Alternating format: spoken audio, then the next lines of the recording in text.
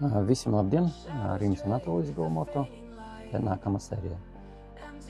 Un nākamā figūra ir slaloms, ar ko īpaša figūra, ka nepieciešams minimālais ir ātrums 30 km/h un jānotur pie tām visa figūras garuma, sākot no pirmā konusa un līdz galam, pat pie pēdējā konusa jābūt 30.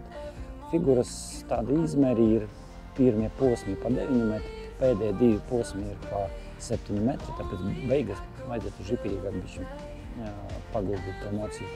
Tālāk pa šo figūru, kad viņu neieskaita, apgāžam konusu, pieskaramies un ātrums kaut kādu brīdi nav 30. 32, 35, 34, op, op, 27 nokrita. Tātad bija ātrums 27, 32, 32, labi gāja, bet beigas nometa šo arī figūru šādi neieskaita. Tā var būt ātrums lielāks par 30. Arī pabeidzot figūru, nepieciešams izbraukt taisni virzienu. Ja?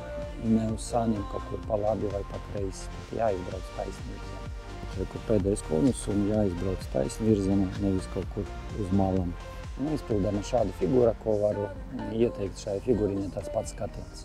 Ja? Tātad kā čūska jāskatās uz priekšu, nevis leja uz to konusu. Parasti, kad nodaudzam pēdējo konusu, atceramies, mēs uz viņu skatījāmies. Ja? Tā kā, pa to figūru būs viss. Šādi ieskaitā figūru CSDD. Iepriekams ātrums, 24. Paldies par uzmanību. Visiem čau!